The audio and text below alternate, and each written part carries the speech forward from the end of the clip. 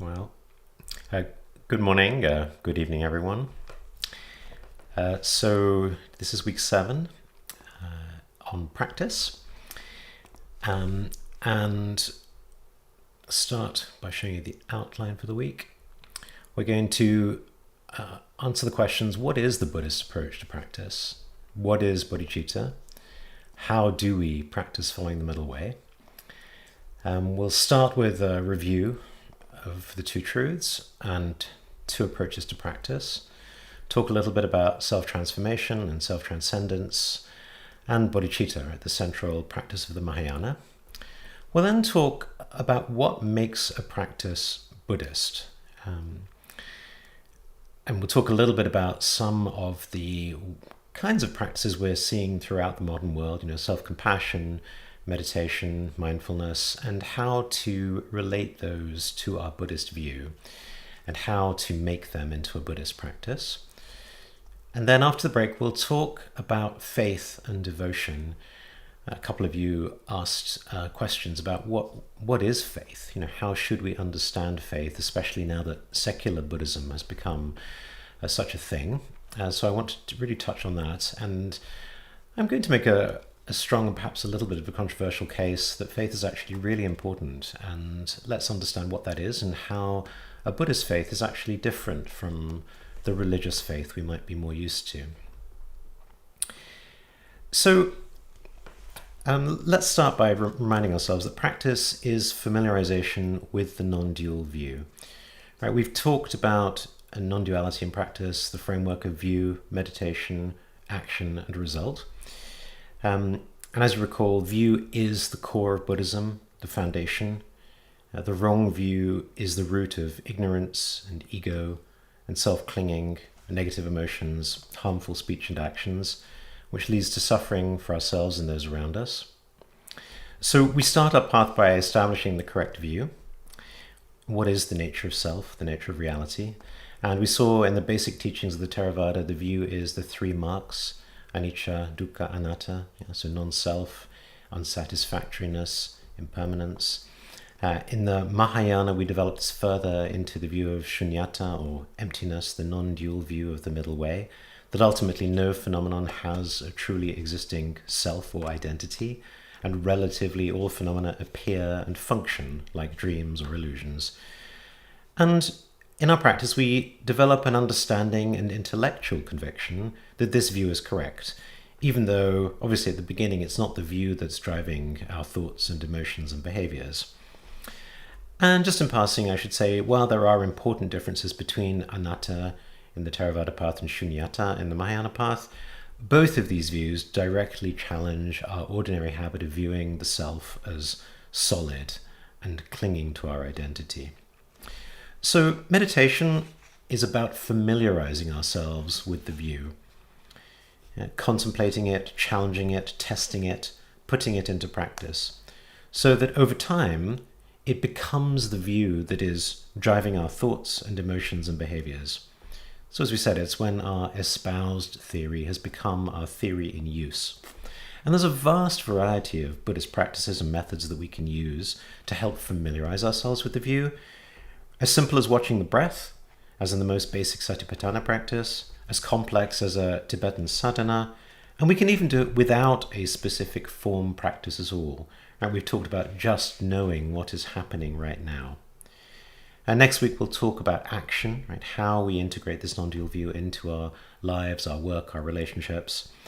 And, we've already said, if we just follow this path, we already have what we need to accomplish the result, right? The non-dual state of the Buddha, the Tathagata. So you might ask, well, what are we going to do today, right? Why do we need another week to talk about this stuff? So I think that the thing we haven't touched on as much until now is that we still have lives in the world, right? Even we focused a lot until now on the deconstruction, right? Focusing on the non-dual view that says phenomena do not have true existence, right? So we've been deconstructing wrong views, but most of us aren't living in a monastic existence. We have lives in the world. We have jobs, relationships, friends, and family. And we need to cultivate the wisdom and compassion and mindfulness to live as Buddhists in the world. Right? We need the skillful means to benefit others. So alongside the emptiness-oriented and wisdom-oriented program of deconstruction, there's a parallel form-oriented and compassion-oriented practice of reconstruction, right? Building a new way of being in the world. And of course, this is all within the non-dual wisdom of Shunyata, right? We're not seeking to create more ultimate views, or indeed create anything that could be used to support our ignorance and our habit of self-clinging. But nevertheless, we need a relative view and a set of practices and skills to enable us to live and work in this dreamlike, illusory world. Right? That's what we're going to do this week. So when we talk about anatta, or non-self, that allows for two very different ways of approaching the path. Right? There's two different implications we can draw from the self not being truly existing. The first is the idea of self-transcendence. Since the self is illusory and does not truly exist, the self isn't real, so our self-clinging is based on something unreal, which means we can transcend our self-clinging entirely. And we do this, as we've talked about previously, through practices like vipassana, right, seeing the truth. This is the path of awakening and liberation. But unless we're in a lifelong mountain retreat, we still need to engage in the world, right? And so for that, we then can talk about self-transformation. There is no fixed self, right, because there is no truly existing self, so we can change our relative self, our stories, our goals, our values, our habits, our behaviors, everything that makes up our character, our self in the world. And since we can choose to invent any self-narrative we would like, we might as well make it a good one.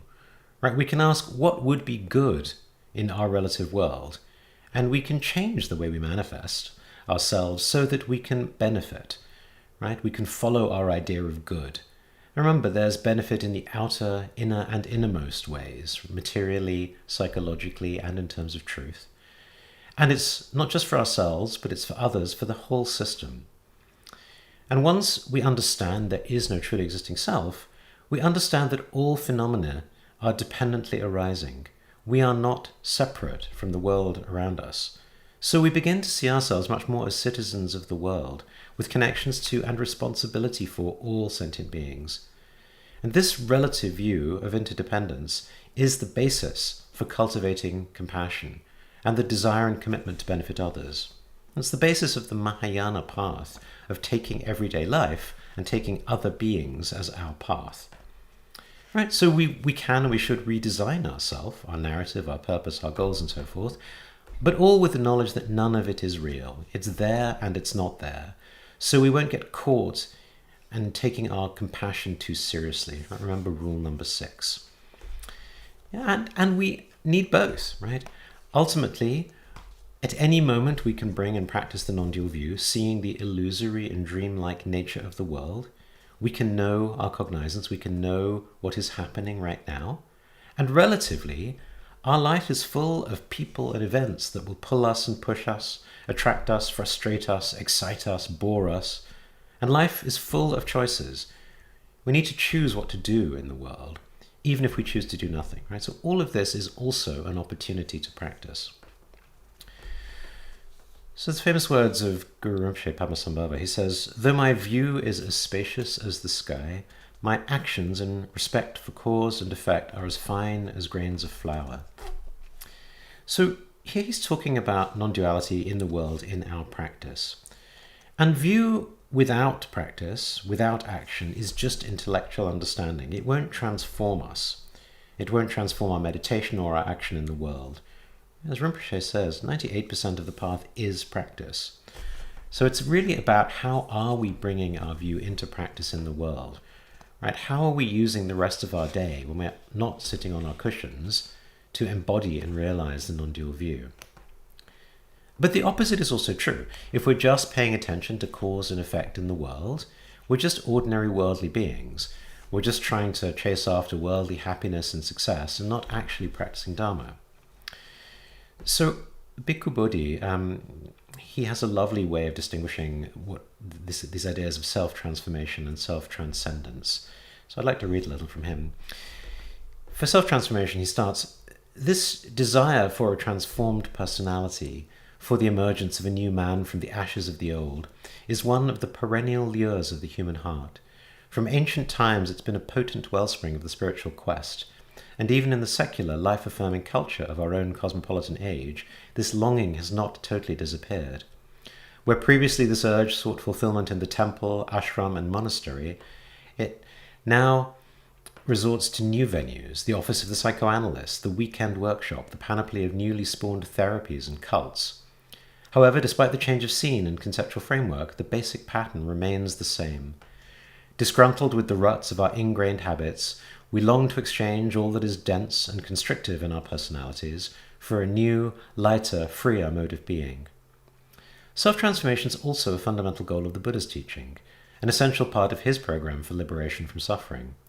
The Dhamma was never intended for those who are already perfect saints. It is addressed to fallible human beings beset with all the shortcomings typical of unpolished human nature. Conduct that is fickle and impulsive, minds that are tainted by greed, anger, and selfishness, views that are distorted, and habits that lead to harm for oneself and others. The purpose of the teaching is to transform such people, ourselves, into accomplished ones, into those whose every action is pure, whose minds are calm and composed, whose wisdom has fathomed the deepest truths, and whose conduct is always marked by a compassionate concern for others and for the welfare of the world. Now, self-transcendence. What distinguishes the Buddhist program for self-transformation from the multitude of other systems proposing a similar end is the contribution made by another principle with which it's invariably conjoined. This is the principle of self-transcendence, the endeavor to relinquish all attempts to establish a sense of solid personal identity. In Buddhist training, the aim of transforming the personality must be complemented by a parallel effort to overcome all identification with the elements that constitute our phenomenal being. The teaching of anatta, or not self, is not so much a philosophical thesis calling for intellectual assent as a prescription for self-transcendence. It maintains that our ongoing attempt to establish a sense of identity by taking our personalities to be I and mine is in actuality a project born out of clinging, a project that at the same time lies at the root of our suffering. If therefore we seek to be free from suffering, we cannot stop with the transformation of the personality into some sublime and elevated mode as the final goal. What is needed, rather, is a transformation that brings about the removal of clinging, and with it the removal of all tendencies to self-affirmation. It is important to stress this transcendent aspect of the Dhamma because, in our own time, when immanent secular values are ascendant, the temptation is great to let this aspect drop out of sight. If we assume that the worth of a practice consists solely in its ability to yield concrete, this-worldly results, we may incline to view the Dhamma simply as a means of refining and healing the divided personality, leading in the end to a renewed affirmation of our mundane selves and our situation in the world. In the proper practice of Dhamma, both principles, that of self-transformation and that of self-transcendence, are equally crucial. The principle of self-transformation alone is blind, leading at best to an ennobled personality but not to a liberated one. The principle of self-transcendence alone is barren, leading to a cold, ascetic withdrawal devoid of the potential for enlightenment. So, I really love this. I think it's very beautiful language around non-duality and the two truths. As he says, without wisdom you're blind, but without compassion you're barren. So he talks then about what does this mean for the path. Of the two principles, that of self-transcendence claims primacy both at the beginning of the path and at the end, for it is this principle that gives direction to the process of self-transformation, revealing the goal to which a transformation of the personality should lead, and the nature of the changes required to bring the goal within our reach. However, the Buddhist path is not a perpendicular ascent to be scaled with picks, ropes, and studded boots, but a step-by-step training which unfolds in a natural progression. Thus, the abrupt challenge of self-transcendence, the relinquishing of all points of attachment, is met and mastered by the gradual process of self-transformation. By moral discipline, mental purification, and the development of insight, we advance in stages from our initial condition of bondage to the domain of untrammeled freedom. Yeah, so that's also really important. Even though our ultimate path is a real step change in a way of being in the world, we have the gradual path of self-transformation as a way to get there. So I want to talk a little bit more about that, right? This idea of self-transformation, the changing of ourself in the world. And for that we have the Bodhisattva path, which is vast, and we're just going to dip into it. So again, just to remind ourselves, we've been talking about the two truths, ultimate and relative. We've been talking about self-transcendence, which is more the ultimate, self-transformation, which is more the relative. Or in the language of the Heart Sutra, form is emptiness, more the ultimate. Emptiness is form, more the relative, right? So what is the form aspect of our practice? In particular, we have all the Bodhisattva path, right? We have the 4 immeasurables, we have the 6 paramitas, we have many other Mahayana practices. And I'd like to focus here in particular on the 4 immeasurables of the aspiration bodhicitta. Right, so I'll just go through them briefly. The first is loving kindness. And this is where we're practicing the aspiration, the wish, the desire for all beings to be happy. And the commentaries say we should feel love for them like that of parents taking care of their young children. They ignore all of their children's lack of gratitude and all the difficulties involved, devoting their every thought, word, and deed entirely to making their little ones happy, comfortable, and cozy. Right. The next is compassion, and this is the wish, may all beings be free from suffering. Right. So we have all these beings striving for happiness and comfort. They all want to be happy and comfortable. Not one of them wants to be unhappy or suffer, yet they do not understand the causes of happiness. And instead they engage in action that's going to result in suffering.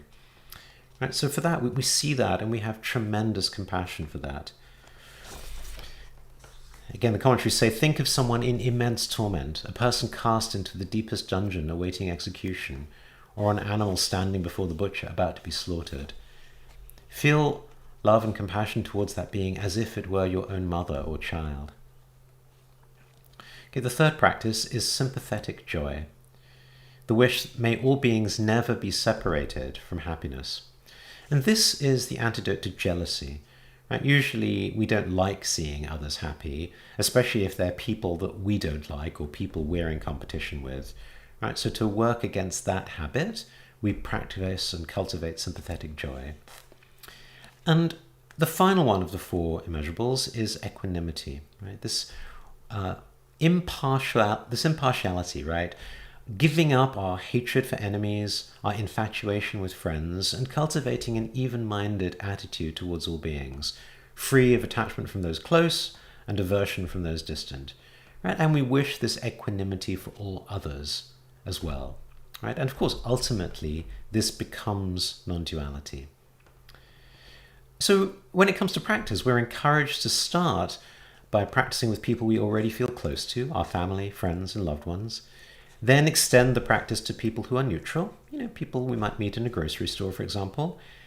Then to our enemies, and then ultimately to all beings. And as Rinpoche says, it's of course wonderful and important to aspire to awaken all beings, but can we even practice bodhicitta for just one person close to us, or even just the 5 closest people in our lives? Can we really wish them the loving kindness, compassion, joy, and equanimity? Because if we really want to embrace the Mahayana path of self-transformation and self-transcendence, there really is nothing better than using the raw material of our everyday interactions with the people in our lives. Okay, so bodhicitta then is different from compassion, as we've just seen, right? Compassion is about the wish to free people from suffering, whereas bodhicitta is the wish to awaken all sentient beings to the truth.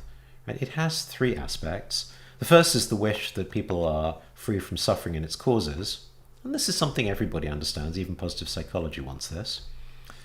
The second aspect is the wish to free everyone also from worldly happiness and its causes, because even our so-called worldly happiness is conditioned and untrustworthy.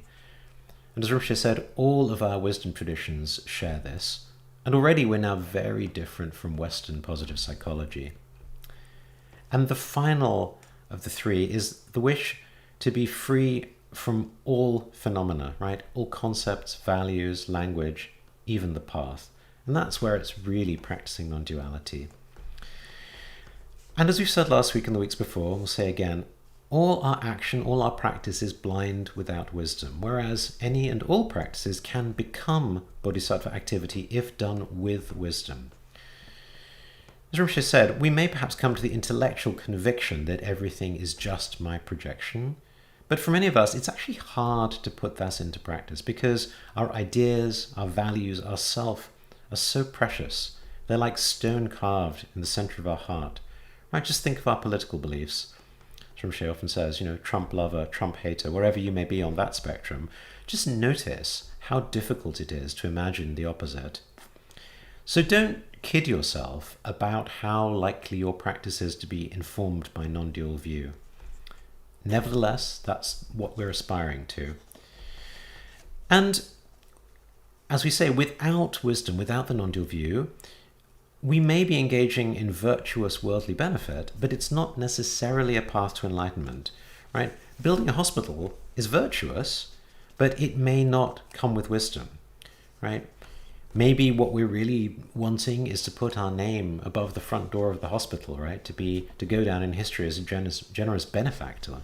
Maybe it's a way of kind of massaging our egos, right? Maybe it's nothing to do with overcoming and transforming our egos. So good and virtuous actions and intentions without non-duality, without truth, are just samsaric. And we don't even know what is happiness for another person. Our best guess was our own definition of what's happy for ourselves, but that's something they might detest. Generosity without wisdom is exhausting. Compassion and empathy without wisdom just leads to burnout. Renunciation without wisdom is just penance and suffering. But by extension, if we do have wisdom, we may not even need outer renunciation. Right? That's why Rinpoche keeps bringing up examples like Avalokiteshvara, who are very rich and powerful in worldly terms. Right? They have wisdom, but they don't necessarily have outer renunciation, although of course they do have inner renunciation. So as we've said in previous weeks, a lot depends on our ability. Right? Are we able to surf a big surf as an experienced surfer, or do we need a small wave? And so much comes down to self-deception. Right? Without wisdom, our compassion could deceive ourselves and also others.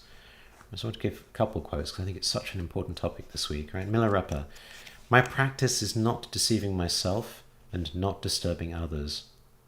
The physicist Richard Feynman. The first principle is you must not fool yourself, and you are the easiest person to fool. And then Dostoevsky from the brothers Karamazov, he says, above all, don't lie to yourself. The man who lies to himself and listens to his own lie comes to a point that he cannot distinguish the truth within him or around him, and so loses all respect for himself and for others, and having no respect, he ceases to love. So as beginners, it's good to have methods that are safe and foolproof. Otherwise, we could be spending literally years on our cushion and still come out more judgmental, more spiritually materialistic, especially if we're practicing fierce or wrathful practices, and we'll touch on this later. Anything which could have us acting out our anger, our self-justification, our self-righteousness. Ideally, we should be matching our practice, our method, to our current level of practice, our ability. Rinpoche said ideally everyone would do 20 years of Theravada, 10 years of Mahayana, and only then the Vajrayana. So a teacher can of course help keep you honest, but we also need self-coaching, right? Above all, really, let's be honest with ourselves. So Rinpoche said, something I really like, aspiration bodhicitta is brilliant, right? He used that word. And why is that? Right? And it's because it really is a transformational entryway to the non-dual path. Because for many of us, the idea of non-duality is still beyond us, right? We don't really fully understand what it means to have no self. So how can we start to practice when we don't understand what the view is, right? How can we put that view into practice? It seems impossible. Whereas the wish to awaken all others to the truth, starting with the four immeasurables, is the beginning way to do this, right? So we start by extending in scope, right? We start with love and compassion, joy and equanimity. Then we go from the loved ones to neutral, to enemies, to all beings. But then we extend it also in degree, not just worldly happiness, worldly freedom from suffering, but all the way to awakening and liberation. And therefore, it's a graduated practice, but it's very safe, very easy, no specific time or resource constraints. It's something we can do anytime. And it's brilliant because it is transformational. Right? This idea of transforming all others rather than just self, it shifts the whole idea of our path away from our regular way of thinking in terms of activities as tasks, the idea of a 9-to-5 workday. Instead, it becomes 24/7, something we're doing all of the time, a way of living, not a task, right? Because as a task, it's impossible to liberate all sentient beings, right? So that can't be the way we understand it. And this again is where rationalizing economists will give up, right? But also, when we say all sentient beings, right, like the equanimity in the Four Immeasurables, it means going beyond my tribe. It's universal compassion, not the sort of partial compassion that we normally have, right? It forces the transformation of our view of self and others, friends and enemies, into an unconditional positive regard. Also focusing on awakening rather than ordinary worldly outcomes of success and happiness challenges our ordinary system of worldly goals and values. Right? So again, it forces us to remind ourselves, why are we practicing? What is our path about? And finally, the fact that we don't understand what non-duality really means pushes us to realize that we do need to transform our view, right? There is another world beyond our current limited worldview, right? Non-duality at the beginning may be too much, but nevertheless, we have a method, we have a path that is aligned with non-duality, right? Not just some random activity to keep the children quiet. Okay, so let's talk then. What makes a practice Buddhist? Right, there are so many practices out there. Mindfulness, compassion, self-compassion, secular Buddhism, engaged Buddhism, all the traditional Buddhist practices. Which is best? Are some of these contemporary practices even Buddhist? Does it matter? Okay, so what makes a practice Buddhist? There's something called the Three Noble Principles, which are often referred to as good in the beginning, good in the middle, and good in the end. And there's a popular quotation from Longchenpa which summarizes them. Begin with bodhicitta, do the main practice without concepts, conclude by dedicating the merit. These, together and complete, are the three vital supports for progressing on the path to liberation. Yeah, for those of you who are practicing the Nindra, the Vajrayana practice, you'll find these throughout the words of my perfect teacher. I counted 17 times. Right? It applies to every practice, every element of our path, even if your practice is just knowing whatever is happening right now. So let's talk a little more detail. Good in the beginning is all about intention, right? It is this aspiration bodhicitta we've already talked about. So before we do anything, really pausing to ask ourselves, why are we doing this? Is this for some selfish goal? Is this for some worldly purpose? Or is this genuinely for the liberation of all beings? Right? Just checking that it's, not just some philanthropic desire to be kind, not focused on self. Okay, good in the middle, that's about our attitude, and in particular our view. Right? It's about non-duality, always being mindful of the fact that it's there and it's not there. All phenomenal appearances are like a dream and like an illusion. Right? So whatever comes up in our practice, whatever comes up as we engage in the world, in other people, always holding that view. Now, ideally, we know the cognizance, right? We know what is happening right now. But if not, at least try to maintain this attitude of non-grasping, free from conceptualization, right? The beginner's mind. And it goes without saying, this requires mindfulness and non-distraction, because we can't maintain the view of non-duality if we're distracted. Right, good in the end, dedication. Right? That's really like a synthesis of everything. It's the aspiration that what we have done is for the benefit of all beings. And when we say benefit, again, not just the worldly benefit, but for their attainment of awakening, liberation. It's practicing non-attachment because we're giving it away. It's a very good check, actually, if we think we want to be generous and help others, but we notice at the end that we don't want to give away the merit of our practice. It's just a sign, even in our Dharma practice, perhaps we're not being as selfless as we think. So these three, right, this really is the core of a practice. And with these, all methods can become Dharma practice, right? All action, conduct, lifestyles are acceptable. But without these three, whatever practice we might do is just a way to bring temporary relaxation or peace or bliss, to reduce stress and anxiety, to improve performance, gain greater success. And this is true even if we're engaging in seemingly Buddhist practices like mindfulness, meditation, compassion, self-compassion. Right? Remember, a practice is only Buddhist if its aim is to lead self and others to liberation. Right? Hence the Three Noble Principles. Otherwise, our meditation, our compassion is just for worldly happiness and success, right? Which indeed, unfortunately, a lot of contemporary meditation and compassion practices are for. And as we've said before, that's fine, right? Buddhism isn't against happiness and worldly success, but it's not a path to awakening. And at the same time, I shouldn't be so quick to say that it is fine, because as Buddhists, our wish is to benefit all sentient beings, not just in terms of worldly benefit, but enlightenment. So if someone is merely continuing to live and practice within their existing frame of reference, the pursuit of ordinary worldly goals of happiness and success, that's a sign that the view has not yet begun to penetrate them. And of course that includes ourselves, right? It means we haven't understood or accepted the three marks of anicca, dukkha, anatta: impermanence, unsatisfactoriness, non-self. It means we're just continuing with our existing samsaric habits of ignorance and clinging and craving.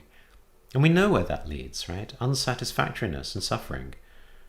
So compassion and acceptance are essential, but idiot compassion, letting things slide, can only result in harm.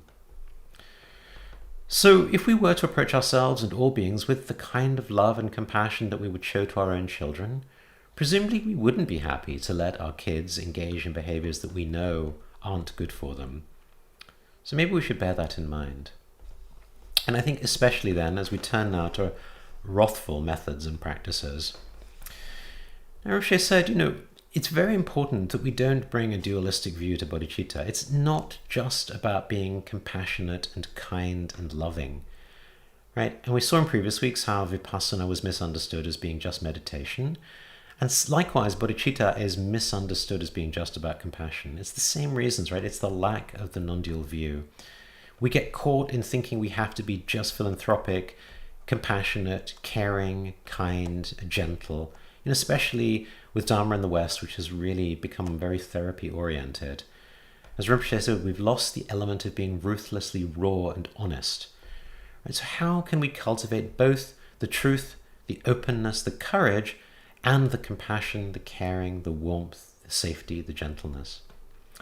If you go to a Tibetan Buddhist temple, you will see images of Tara, Avalokiteshvara, right, these very gentle bodhisattvas, but also much more wrathful bodhisattvas, who are definitely not nice, right? So in the Tibetan Buddhist system, there's 4 activities, right? 4 forms of skillful means, all of which are bodhisattva activity. Right? The first is pacifying, which is also translated as calming or appeasing or settling, being gentle, quieting. We pacify conflict, we pacify sickness, we pacify famine. It's about reducing harm, it's about healing, about doing no harm. And this is what we typically associate as compassionate activity, right? Kind, caring, empathetic. And we associate this with caring professions, teachers, therapists, social workers, doctors, nurses. And I think, unfortunately, for many of us, we think that to be a Buddhist, we have to be like that and only like that. But there's actually 3 more ways of being, right? The next activity is called increasing or enriching, also translated as growing, extending, expanding, blossoming. Right, so this is about increasing and enriching benefits, goodness, longevity, merit. Right? It's much more active. So here we might think of people in the world like, activists, engaged Buddhists, entrepreneurs, social and political leaders, right? People trying to build a better world, inspire change for the better. So again, it's not so gentle and pacifying anymore, much more active now. So much more growth oriented. Right, the third activity is translated as magnetizing, or sometimes subjugating. Also, it's about power and force, controlling, dominating, ruling, governing. So this is, again, it's starting to get much stronger and firmer. So we might think here of, police or the law defending or protecting our personal or social boundaries. Right? Sometimes we meet people in the world who aren't collaborative, who aren't reasonable, who aren't themselves nonviolent. And we need to use power and force for the benefit of all. I mean, obviously we think about this in terms of organized crime, but even with reasoning with irrational people. I think, for example, of, the Stop the Steal right now in the US, where people claim the election wasn't fair. Yeah, so for situations like that, we need to become much more forceful, right? We can't just resort to peaceful activities. We can't even just resort to the enriching and increasing growth-oriented activities. We now start to need much more forceful, controlling activities to protect the space.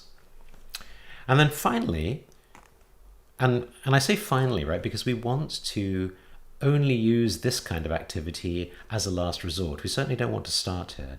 You want to start with pacifying, then increasing and enriching, then magnetizing and subjugating, and only at the end, if nothing else is working, do you go to wrathful, right? So wrathful means strong or intense or violent or fierce or severe or frightful, right? And this is the activity for when we're dealing with hostile forces.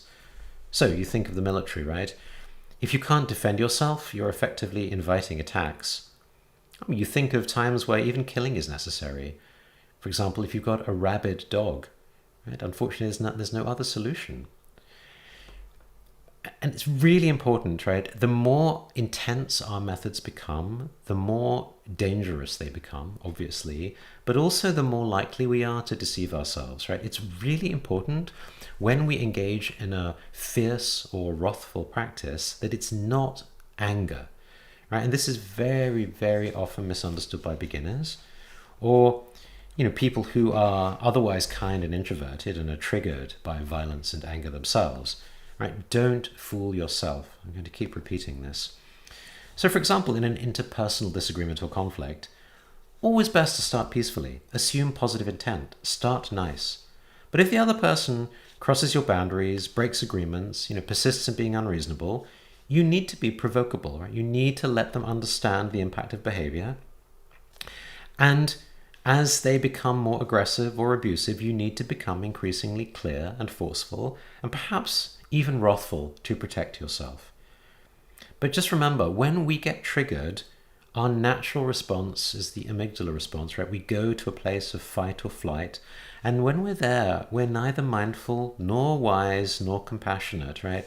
We're purely thinking in terms of self-defense, self-protection. We're not thinking of benefiting all sentient beings. We're certainly not thinking of enlightenment, right? So unless we've done a lot of work on our own psychological reactions, our own trauma, our own reactivity, it's very possible that we're going to respond to anger or seeming provocation with anger rather than wrathfulness. There's a Zen story I like on this one. So this is called The Gates of Paradise. A soldier named Nobushige came to Hakuin and asked, "Is there really a paradise and a hell?" "Who are you?" inquired Hakuin. "I am a samurai," the warrior replied. "You, a soldier?" exclaimed Hakuin. "What kind of ruler would have you as his guard? Your face looks like that of a beggar." Nobushige became so angry that he began to draw his sword. But Hakuin continued, "So you have a sword? Your weapon is probably much too dull to cut off my head." As Nobushige drew his sword, Hakuin remarked, Here open the gates of hell. At these words, the samurai, perceiving the master's discipline, sheathed his sword and bowed. Here open the gates of paradise, said Hakuin. Okay, so let's continue with this notion of wrathful activity, right? As Rinpoche said, if we can only ever be patient or gentle, we can't really call ourselves a bodhisattva, right? Our activity can never really be alchemy because it's trapped in a dualistic view of being nice. It's not liberation. So let's switch now to talk a little about self-compassion, engaged Buddhism, Buddhist activism. This is a very big topic which deserves its own 8-week course. But a lot of these kinds of modern expressions of Dharma have in common an activist energy, right? Wanting to fix what is broken in the world rather than a more passive idea of acceptance or acquiescence. I just want to give one example. So this is Kristin Neff's recent work on fierce self-compassion.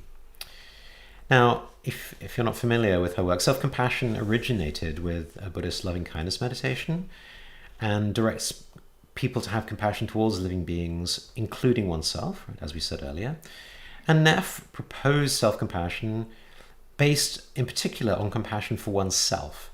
And she sees it as having 3 components. The first is self-kindness, which refers to extending kindness and understanding to one's own sufferings or failures, rather than harsh judgment and self-judgment. The second is common humanity, which means framing one's own experiences in the light of the common human experience, rather than seeing them as somehow separate and isolated. And the third is mindfulness, which means maintaining a non-judgmental attitude towards one's inadequacies and failures in balanced awareness rather than over-identifying with them. Okay, so I want to read something she wrote on fierce self-compassion. Women need to fully embrace and integrate both tender and fierce compassion if we're ever going to free ourselves from patriarchy. The 3 core elements of self-compassion, according to my theoretical model, are self-kindness, common humanity, and mindfulness of suffering. These manifest in yin self-compassion as loving, connected presence. Self-kindness means we soothe and comfort ourselves when in pain. Common humanity involves recognizing that suffering is part of the shared human condition. Mindfulness allows us to be with and validate our pain in an open, accepting manner. When we hold our pain with loving, connected presence, we start to transform and heal. With yang self-compassion, the 3 components show up as fierce, empowered truth. Self-kindness means we fiercely protect ourselves. We stand up and say, no, you cannot harm me in this way. Common humanity helps us to recognize we are not alone. We don't need to hang our heads in shame. We can stand together with our brothers and sisters in the experience of being harmed and become empowered as a result. Me too. And mindfulness manifests as clearly seeing the truth. We no longer choose to avoid seeing or telling in order to not rock the boat. The boat needs to be rocked. When we hold our pain with fierce, empowered truth, we can speak up and tell our stories to protect ourselves and others from being harmed. It is challenging to hold loving, connected presence together with fierce, empowered truth because their energies feel so different, but we need to do so if we're going to effectively stand up to patriarchy, to racism, and the people in power that are destroying our planet. We need both simultaneously, as advocated by great leaders like Mahatma Gandhi, Mother Teresa, or Martin Luther King Jr. We need loving our hearts so we don't perpetuate a cycle of anger and hate, but we need fierceness so that we don't let things continue on their current harmful path. Yeah, so this is really an example of Rinpoche's point about more than just kind and meek. And so I just would like to just offer some thoughts and questions and reminders for you if you wish to engage in this kind of fierce practice. Right? It's firstly, just as we said a moment ago, a reminder that any wrathful activity is risky, right? It harms self, it harms others, it harms relationships. And there's a well-known psychological reality that power corrupts, right? Decreases caring and empathy. So how do we ensure that this fierceness is not anger, right? Do we actually need a wrathful force? Have we exhausted all the other methods?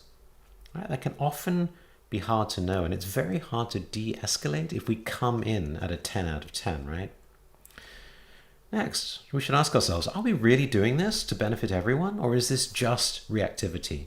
Is this just protecting our own view of what is right? And mindfulness, are we actually calm and centered? Or are we acting from a place of being triggered, a place of being wronged, a place of injustice?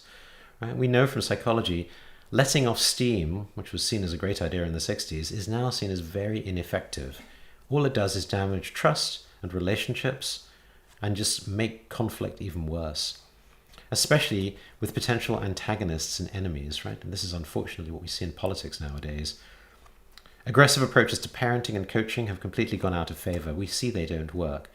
If the other person feels threatened or attacked, you're just going to bring out a fight-flight reaction in them. They're not going to come with compassion, with reason, about their shortcomings, let alone engage in win-win thinking. And remember, it's very easy for us as beginners to get pulled into our existing samsaric habits, our dualistic views, our ideas of people and tribes that we like and dislike, those who are good, those who are bad. It's very easy to fall into anger, self-righteousness, self-justification, self-deception. Isn't it funny how we're almost always the ones who are right in any disagreement or conflict? Now, of course, I'm not suggesting this is what Kristin Neff is saying, but always to check with ourselves. Right? Go back to Milarepa's maxim, my practice is not deceiving myself. Right? This is very easy territory in which to get lost. So I just want to spend a moment also thinking about practical wisdom, right, when it comes to situations of conflict. Should we rock the boat? When is the time to rock the boat or not to rock the boat? So I want to turn for a moment to Sun Tzu, right, the great Chinese general and military strategist. He was actually 5th century before the Common Era, so 100 years before the Buddha. And his book, The Art of War, is still used and quoted by all kinds of people, in business, in politics, and of course in the military. And in his view, the supreme art of war is not to fight, right? It's to subdue the enemy without fighting. He says he will win who knows when to fight and when not to fight, right? In other words, to really be very thoughtful and careful about when we pick our battles. And as he says, the greatest victory is that which requires no battle. And also a very important point, he says, build your opponent a golden bridge to retreat across. So again, let's ask ourselves, before we start engaging in being fierce, do we want or need to fight? Can we subdue our opponent without fighting? Is there another method, more peaceful, perhaps increasing, before we go all the way to wrathful? And I want to build more on this idea of the golden bridge, right? Because this is a tremendous insight we also get from hostage negotiators. So when a hostage taker feels dominated, he is more likely to resort to violence, right? That's when words fail. In effect, the hostage taker says, you haven't acknowledged respect for me, so I have to gain it by controlling you physically. People will go to great, even self-destructive lengths to avoid the perception they're being walked over. One-down parties often play dirty, attacking their adversary from unexpected, hard-to-defend angles. Instead of looking for solutions that might work for everyone, they treat every negotiation as a zero-sum game, in which someone must win and the other must lose. Instead of engaging with the content, they attack the person as a way of asserting their status. Just look at contemporary politics. You see this everywhere, right? By contrast, those who enter a negotiation expecting to succeed because they are or perceive themselves to be in the stronger position may well adopt a more relaxed and expansive approach, focusing on the substance of the disagreement and looking for win-win solutions. They may also take more risks with their face, making moves they might otherwise worry about being seen as weak, offering a more friendly and more conciliatory dialogue. They don't fear losing face, so they can reach out a hand. Right, so this is the key now. This is why giving face is so important. It is in a negotiator's interest for their counterpart to feel as secure as possible. Skilled negotiators are always trying to create the adversary they want. They know that when they're one up, the smart thing to do is to narrow the gap.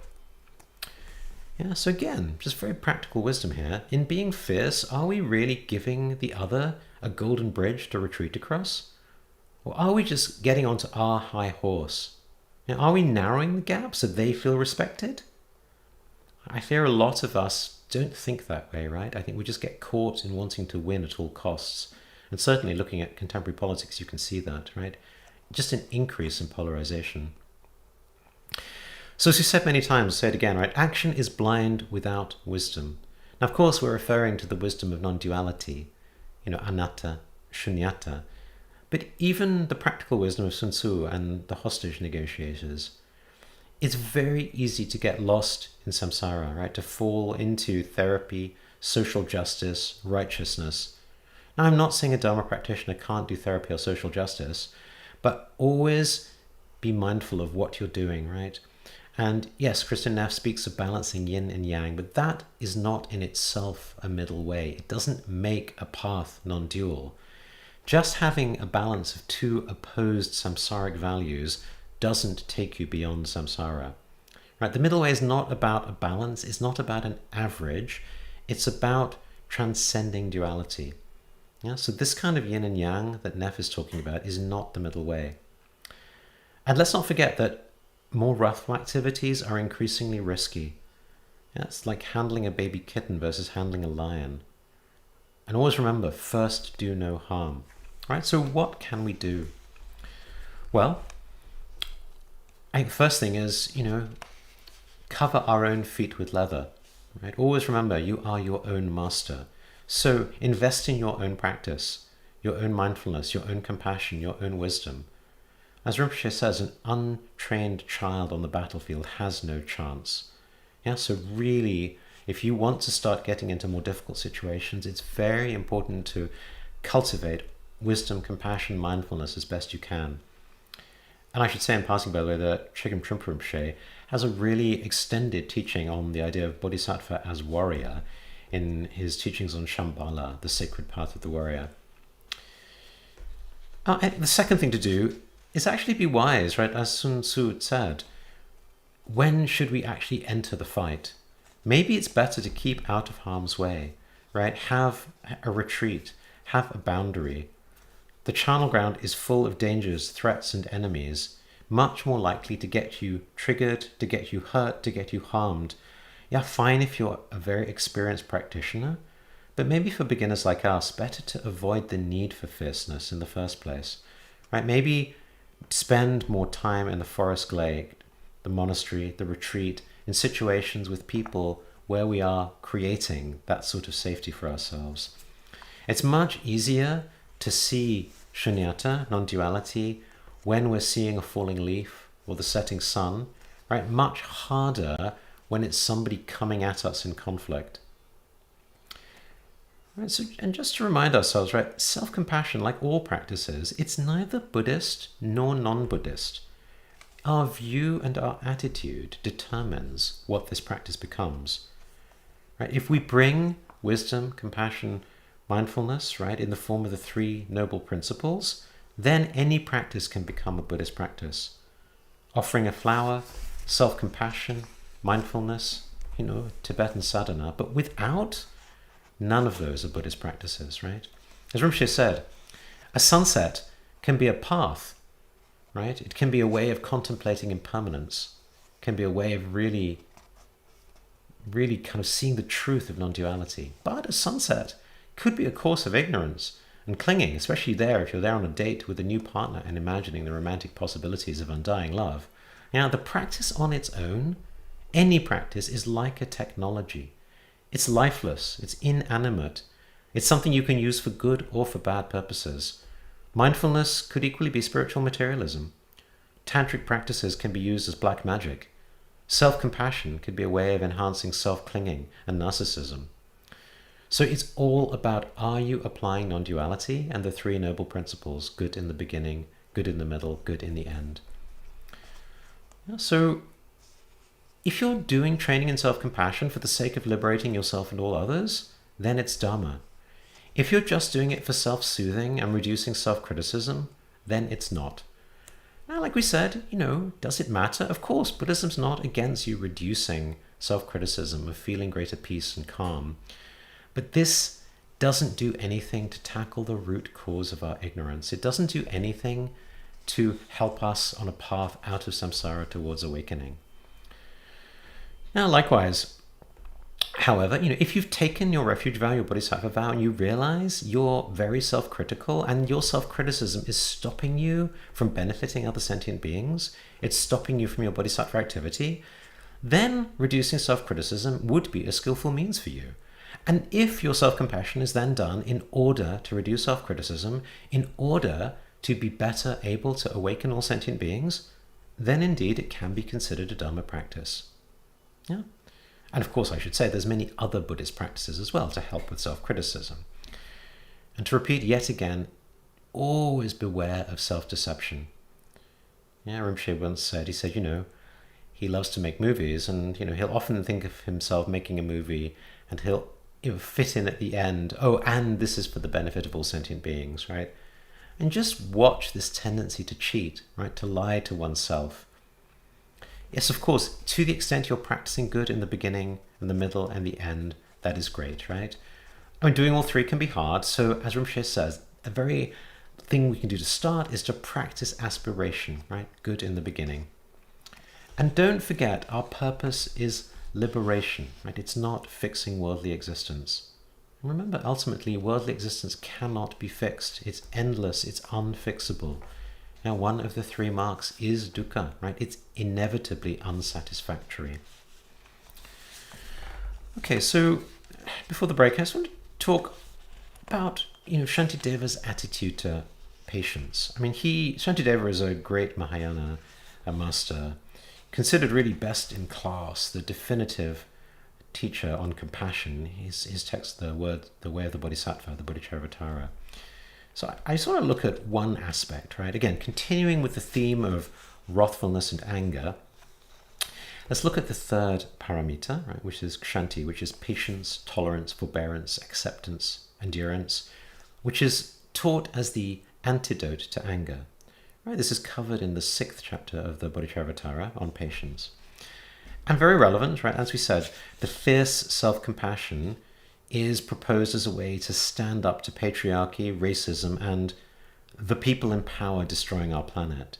Yeah, notice even in the framing, how it has this flavor of being them rather than us. We've already identified the bad people, and we're on the side of the good. Right, so just notice how in Buddhism, this is one of the three poisons, right? Dvesha, which is aversion, also hatred, right? It's defined as aversion for what we don't like or what prevents us from getting what we like. Now, we may not think of ourselves as angry if we experience aversion, but it's the same emotional spectrum, right? The same underlying psychological mechanism. Now, there's a big debate about whether social activism should involve righteous anger or whether non-violence is better. Now, I'm not going to go into that, talk about their relative worldly effectiveness. I just want to talk a little about Shantideva's way. So let's look at our typical samsaric reaction, right, when we find things we don't like. If someone does something or says something we find offensive, we might react, we might take offense, we might get upset. Maybe we'd start a fight, right? We'd see the threat as real. Now, in the Theravada, we would practice mindfulness and non-reactivity. We'd learn to respond to a perceived threat with patience and calm. We don't react, we don't pick a fight. If someone says something unkind, we don't see it as real. We practice patience. We don't see threats or enemies as real. We don't give in to the amygdala reaction. It's not about fight or flight all the time. We learn to visualize others as our friends. In the words of modern psychology, we learn to assume positive intent. And likewise, we don't see ourselves as real. We don't fall into me and mine. We don't fall into attraction and aversion. And the Mahayana, we have the Lojong, the mind training practices. We explicitly train in changing our view. As the teaching says, we practice turning happiness and suffering into enlightenment. We turn threats into opportunities and possibilities, and then we go completely beyond all labels and concepts. We don't focus on ourselves, we focus on others, we focus on bodhicitta, starting, as we said, with more relative compassion, until we go beyond any idea of subject or object or action. So to illustrate this, I'd like to read a few verses from the Bodhicharvatara. Let's remind ourselves, patience is what do we do when we're confronted with something or someone that makes us angry. So verse 19, he starts, "When sorrows fall upon the wise, their minds should be serene and undisturbed, for in their war against defiled emotion, many are the hardships, as in every battle." So this is very much a kind of pacifying, accepting, calming self-discipline. Serene mind, cultivation of non-reactivity. Okay, different version in verse 25. He says, all defilements of whatever kind, the whole variety of evil deeds are brought about by circumstances. None is independent, none autonomous. Now this is a lovely verse, very different. Now instead of just trying to purify our reactions, we're starting to ask, well, what are the causes? What are the circumstances? What is my part in this? If everything is created by circumstances, nothing is independent. Clearly, I've done something or contributed something that's brought about the situation. Maybe I've in some way done something to upset the other person. Maybe I didn't do something that was expected from me. How am I part of this causal chain? Right? And it's a wonderful practice, and it's an emptiness practice, because we're starting to deconstruct our fixed view, our fixed habitual way of engaging with the situation. And in particular, we're starting to deconstruct the habitual narrative that we are the victim of things or people that are being done to us. Right? We're starting to take accountability, to assume authorship for our life situations. Right? As Rinpoche said, you are your own master, as we talked about in week 2. Okay, verse 40, a different version again. If their faults are fleeting and contingent, if living beings are by nature mild, it's likewise senseless to resent them.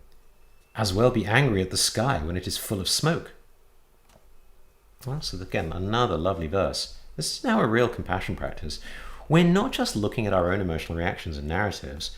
We're actively thinking about the other person. We're asking ourselves, why am I getting angry with them if they are just as prone to defilements and ignorance and reactivity as me? Isn't this just about what I was about to do? What makes them any different from me? When we see someone else engaging in negative reaction, rather than taking it personally, which is what we usually do, why don't we find a way to practice compassion instead? How about not making it about us, but understanding that it is about them as well? How they're caught up in their own ignorance. How can we do something to help? Now, the most remarkable series of verses then is from 46 to 49, where he completely turns the story around. Right now, it's not even about us being the victims. Instead, he frames us as the aggressors. We are the ones tormenting the other person. It's quite remarkable.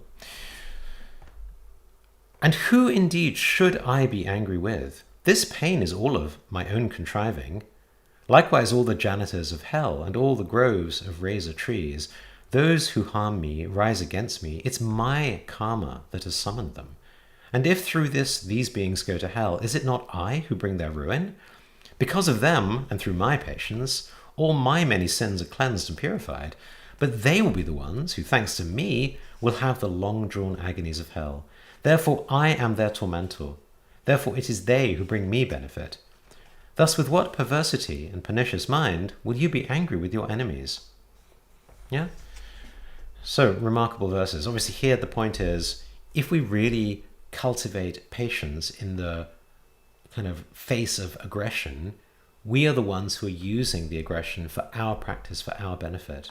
Whereas the other person is suffering because they are just further embedding their own practices and habits of anger and ignorance. And so this is a wonderful example of how to bring the view of non-duality into practice, how to reframe. It really shows that we can turn our simplistic narrative and way of responding around, right? So not everything is fixed in its way of being irritating, unpleasant, and a reason for us to be angry, a reason for us to be fierce. Yeah, so it's another version of it's all invented. Right? As we saw, there is no ultimately true story. So let's create a skillful one. Skillful means aren't just about the way the teachers teach us, whether or not they give us teddy bears when we need them. It's how we relate to ourselves. Yeah, we can be skillful in coming up with a skillful narrative, especially in the face of difficult situations. Right, so just before the break, I want to close with two stories of how you can transform. Right, the first is from Viktor Frankl. Many of you may know him. He was an Austrian neurologist, psychiatrist, philosopher, and a Holocaust survivor. He remains best known for his 1946 memoir, Man's Search for Meaning, a meditation on what the experience of Auschwitz taught him about meaning and how people survived. And he said there, "What about human liberty? Is there no spiritual freedom in regard to behavior and reaction to any given surroundings? Most important, did the prisoner's reactions to the singular world of the concentration camp prove that man cannot escape the influences of his surroundings? Does man have no choice of action in the face of such circumstances?" We can answer these questions from experience as well as on principle. The experiences of camp life show that man does have a choice of action. Man can preserve a vestige of spiritual freedom, of independence of mind, even in such terrible conditions of psychic and physical stress. Everything can be taken from a man but one thing, the last of the human freedoms: to choose one's attitude in any given set of circumstances, to choose one's own way. Yeah, so very beautiful, right? Very much, I mean, even though he comes from a Jewish tradition, very much aligned with the Buddhist practice of bodhicitta. Yeah, the point that we can really choose our narrative in every moment. And the last example is from Khenpo Kunga Wangchuk, who's now passed away, but I met him with Rinpoche before his death in 2008. He was the senior-most Khenpo, the senior-most professor at Rinpoche's Dzogsa Institute, his main shedra, or monastic university. And he was imprisoned by the Chinese after the 1959 invasion for 18 years, right, from 1962 to 1980. And when I was with him with Rinpoche, he was talking about his experience there, and Rinpoche translated, and he said his greatest concern was that he might lose his compassion for those who were torturing him. And I mean, that has always stayed with me. Right? I find that very profound. Whenever I sort of face the small complaints I might have about my life and how easy it is to lose my own mindfulness, my own compassion, my own wisdom, I think of him, right? There he was, locked up 18 years, being tortured, and his concern was that he might lose his compassion. Yeah, so very different from Western psychology, very different from self-help, right? A very different way of thinking about self-compassion and how we can really practice in a way that is beneficial for us, right? How to really protect and cultivate our own minds, not give in to dualism, let alone anger and the three poisons. Okay, so with that, let's take a 10-minute break, and I'll see you back here after the break.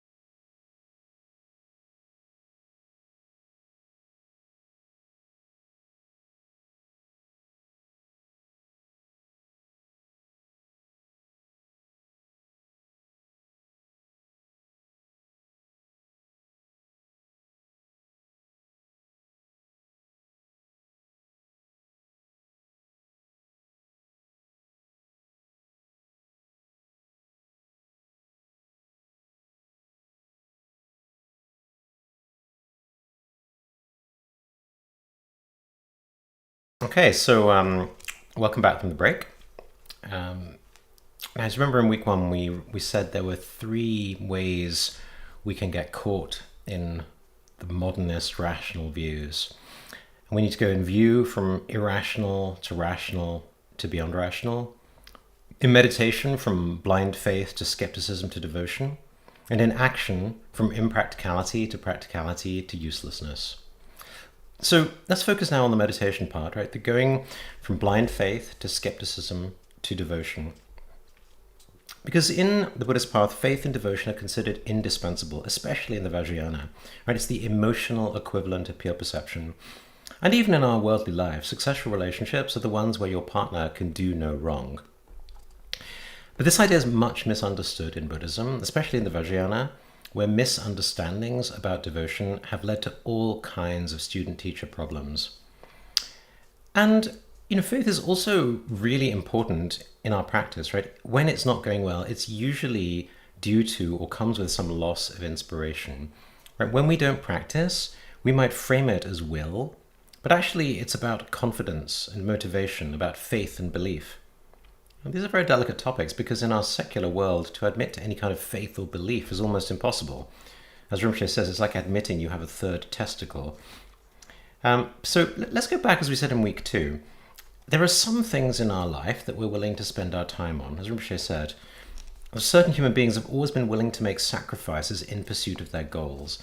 Dancers, painters, musicians suffer pain and in some cases severe bullying for the sake of their art. I've been told traditionally the first part of a tabla student's training is to play stones, not drums. To teach them how to set their hands correctly, stones are sometimes tied to their wrists. Social activists continue to endure imprisonment and even torture in pursuit of freedom and fairness.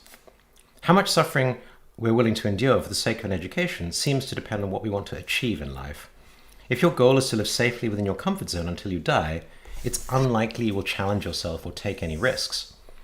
But if your overriding ambition is to become a professional ballerina, you won't be put off by bleeding feet.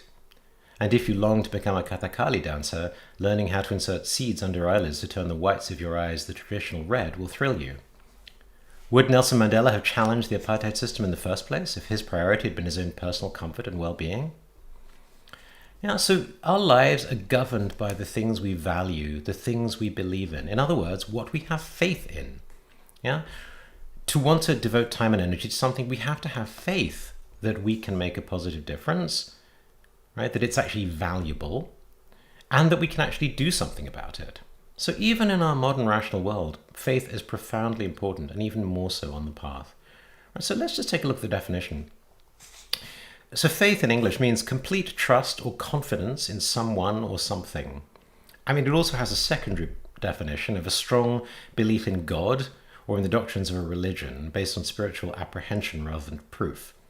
And I think that second definition is what gets all the secular Buddhists so up in arms, right? But the first definition, complete trust or confidence, has nothing to do with that, right? And likewise in Buddhism, the word faith means willingness to participate, believe in, confidence, trust, creed, or devotion. And actually in the words of my perfect teacher, there are 4 different kinds of faith that are discussed. Right, the first is called vivid faith, right, which is much like inspiration or initial attraction. Also called lucid faith, clear faith, enthusiastic faith, inspired faith. Vivid faith is the faith inspired by witnessing or seeing great teachers or great teachings. We might experience it by visiting a temple or seeing an image of a Buddha or meeting or reading about a great teacher. It's a spontaneous response. One doesn't necessarily know the reasons, right? And the commentary by Chökyi Drukpa says, it's a very vivid and joyful state, similar to the way a small child feels when seeing its mother. The second kind is eager faith, more like motivation to action. It's this idea of motivation to do one's practice because one's highly motivated by the goal, right? You set out on the journey. You may not yet have any intellectual understanding or experience, but you really care about the direction, the result. So in the Buddhist case, eager faith is the eagerness to be free from suffering and attain liberation, to engage in positive actions and avoid negative actions once we realize their benefit and harm. And the commentaries say it's the yearning that someone suffering from extreme thirst has for water. Yeah, and how many of us can honestly say we have that sort of desire for awakening? So maybe if we're struggling with our practice, maybe we need to question, have we really taken the time to cultivate the intellectual understanding and conviction about why this matters? Okay, the third kind of faith is called confident faith, right? That's faith born on understanding, based on trust, based on conviction, right? It's because one understands the reasons why. So this is the faith in the teachings and the teacher when you understand, the view, you understand why this path makes sense, right? The commentary says the faith that cannot be shaken by temporary circumstances or events. And it's a trust in the laws of cause and effect strong enough to survive the worst kind of circumstances, such as illness, right? This is the kind of faith one should have. And finally, there's a fourth kind of faith called irreversible faith, which is once you have realization, right? Then once you realize the natural state, you no longer have questions about the path, right? It's sometimes given as a fourth after the confident faith. It's so much part of ourselves, even if our lives are at risk, we wouldn't give it up.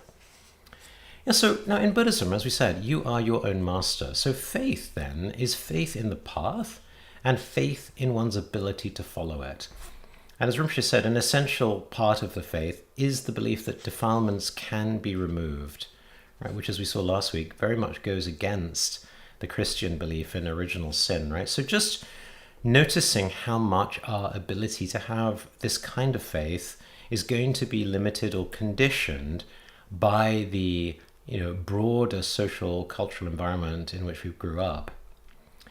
And nevertheless, we can experience this for ourselves, right? When we know the cognizance, we can see our thoughts and our emotions, indeed all the four satipatthanas, are objects of awareness, right? Something that are non-self, something that therefore we don't have to see as part of ourselves, right? We can see as dirt on our window. So there's lots of quotes in the sutras. Just give a couple examples. One says, "In those who lack faith, nothing positive will grow, just as from a burnt seed, no green shoot will ever sprout." Very differently, for all those who think of him with faith, the Buddha is there in front of them. Right, so there's a classic story here. When one has confident faith, the Buddha's compassion can be present in anything. And this is illustrated by a story of an old woman and the dog's tooth. So once there was an old woman whose son was a trader. He often went to India on business. The old woman said to him one day, "Bodh Gaya is in India, and that's where the perfectly enlightened Buddha come from. Bring me some special relic from India so that I can do my prostrations to it." She repeated her request many times, but her son kept forgetting and never brought her what she'd asked for. One day, as he was preparing to leave again for India, his mother said to him, "This time, if you fail to bring me something for my prostrations, I shall kill myself in front of you." The son travelled to India, concluded the business he'd planned, and set off back home, once more forgetting his mother's request. It was only as he was nearing his house that he remembered her words. "Now what am I going to do?" he thought to himself. "I haven't brought anything for my old mother's prostrations. If I arrive home empty-handed, she'll kill herself." Looking around him, he saw a dog's skull lying on the ground nearby. He pulled out one of the teeth and wrapped it in silk.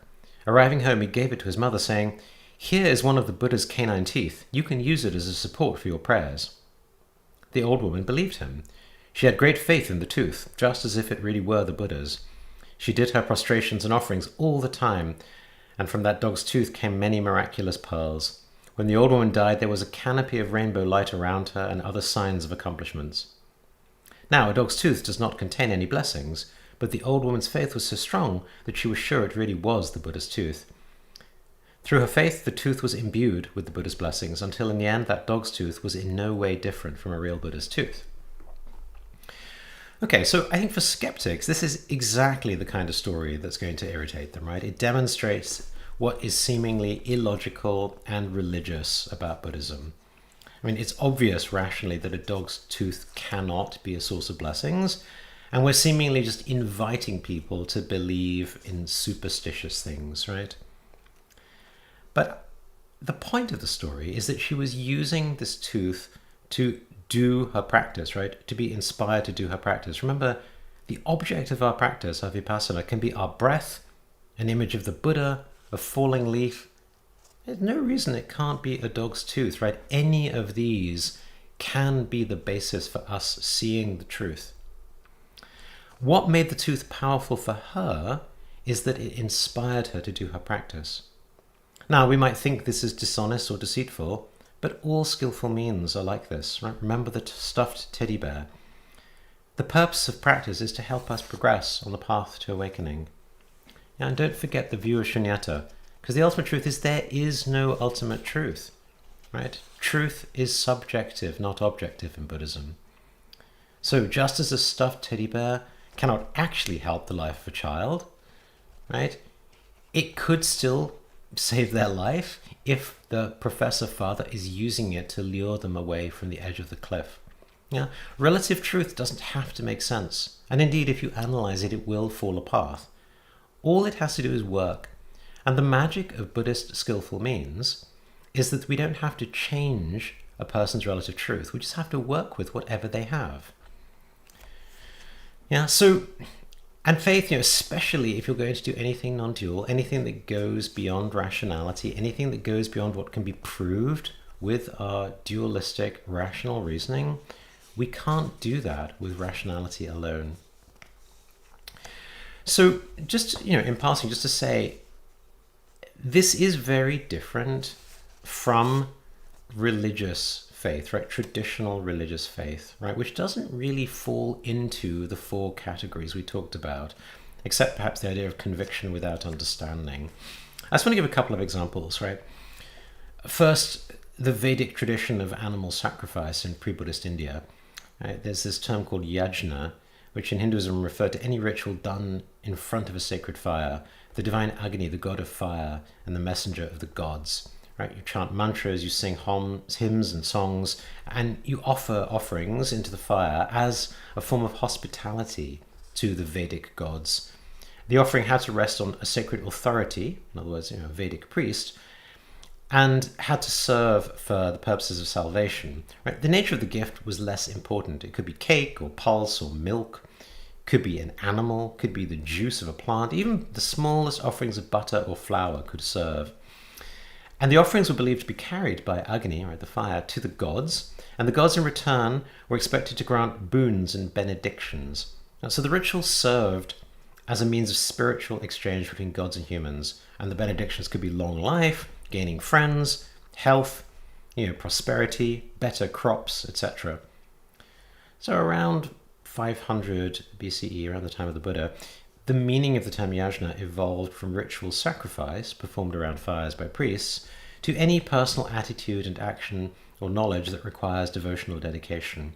Right now, early Vedic period sacrifices did involve animal sacrifice, but the rituals were progressively reinterpreted over time, substituting the offerings and making them non-violent or symbolic, with the idea of knowledge or sound or mantra replacing these physical offerings.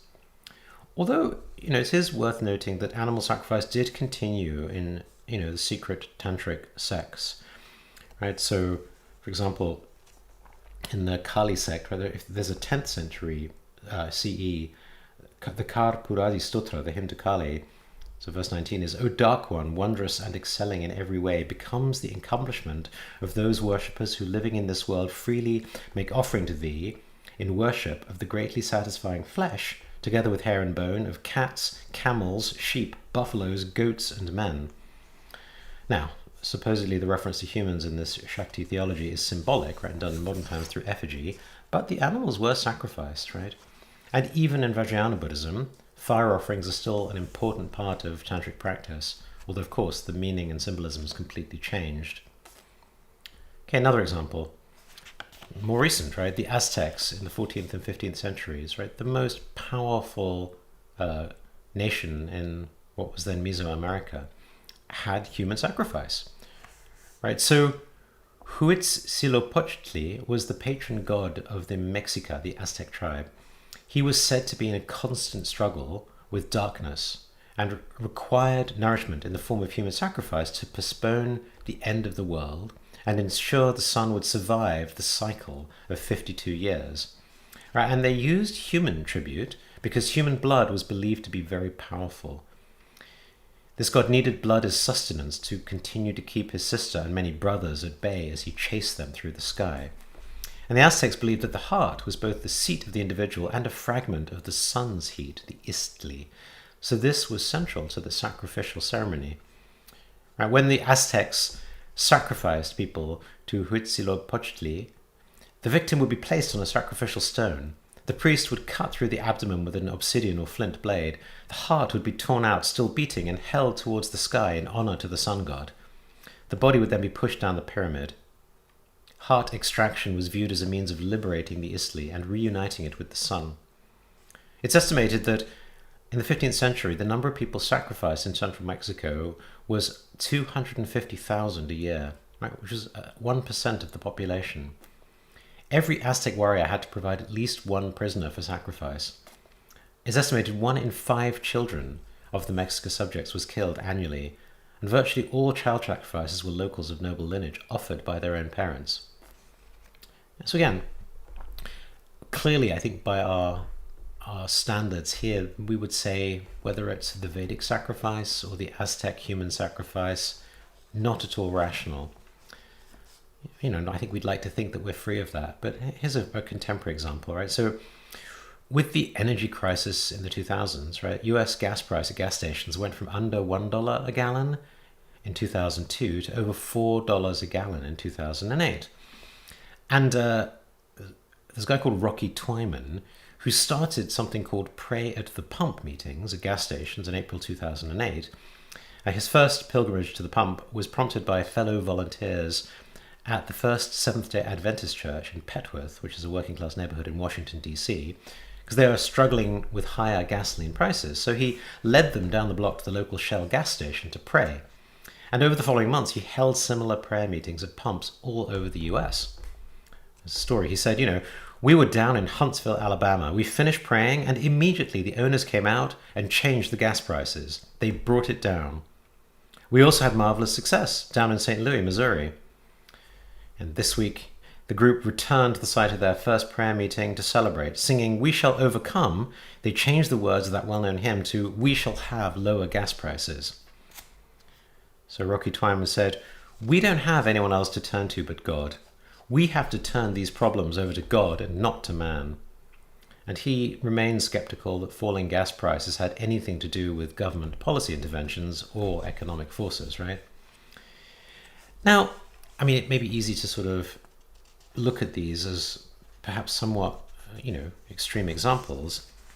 But I think the important thing is that, unlike Buddhism, these examples of faith all require belief that someone or something else, right, a god or gods, are going to do what is necessary to relieve your suffering or give you what you want.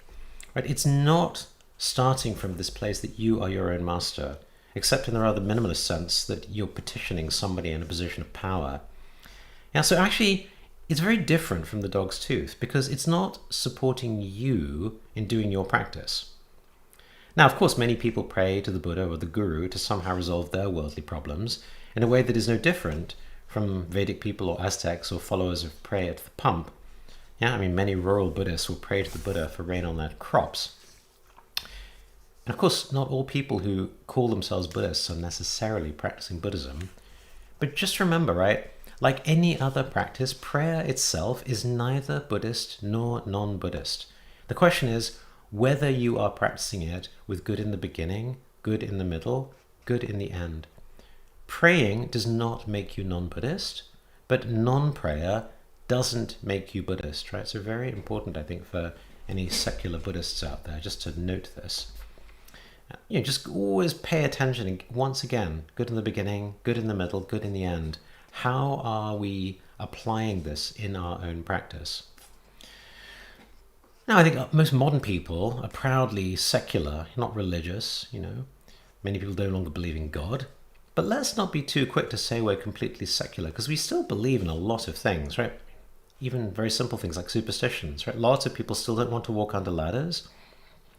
Lots of people think the number 13 is unlucky in the West. In Chinese culture, 4 is unlucky and 8 is lucky. The number 8 is by far the most common number in the housing market. Likewise, Feng Shui explains that a room in the northwest corner of the house is very bad, right? Chinese people don't like rooms in the northwest corner. What about luck, right? Humans need to have explanations for things. And when phenomena are very complex with a lot of causes and conditions that we can't see, we resort to explanations like luck or fate, right? We tend to attribute things to supernatural causes.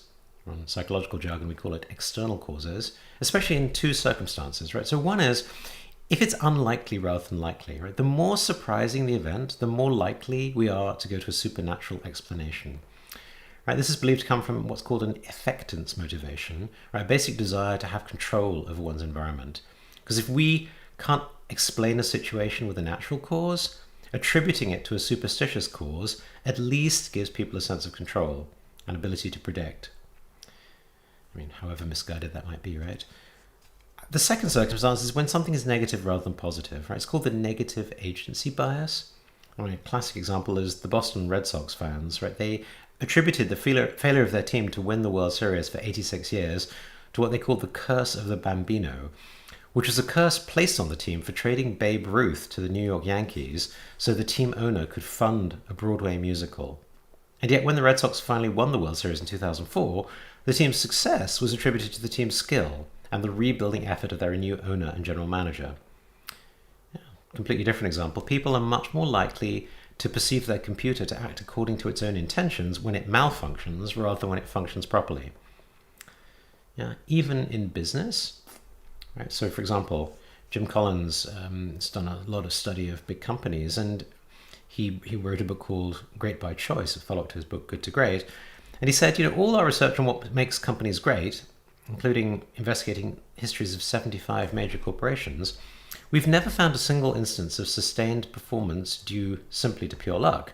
And yet also, we've never studied a single company devoid of luck along its journey. Neither extreme, it's all luck, or that there's no luck, has the evidence on its side. A better fit is to talk about the idea of return on luck. He says, our research showed that great companies were generally not luckier than their comparisons. They did not get more luck, less bad luck, bigger spikes of luck, or better timing of luck. Rather, the critical question is not will you get luck, but what will you do with the luck you get? And that turns out to mark the difference between success and failure. So again, notice here, this is, yes, irrational in some ways because we're talking about luck, but also rational in some ways because we're talking about what can we do with luck. And actually the psychologist Richard Wiseman, he studied luck in great detail, and he even started a luck school to help people become luckier. And it turns out you can train people to become luckier because lucky people do 4 particular kinds of things that unlucky people don't, right? The first thing is they just do things, right? They go out, they try things. Unlucky people suffer from paralysis by analysis. They won't do anything till they've walked through every angle, and by then the world has moved on. They don't gain the benefits of learning through doing, right? They don't prototype, they don't iterate, they don't get feedback. Secondly, lucky people trust their intuition, right? A lot of the time we can trust our intuition when we have expertise. We can detect a pattern we can't consciously put into words. And if you talk to lucky people, they'll say, yeah, I get a gut feeling, I'll stop, I'll consider it. Now, unlucky people get those same feelings, but they don't follow them because they don't know where they come from. They seem irrational. They don't trust them. Basically, unlucky people don't have faith, right? They're anxious about the world.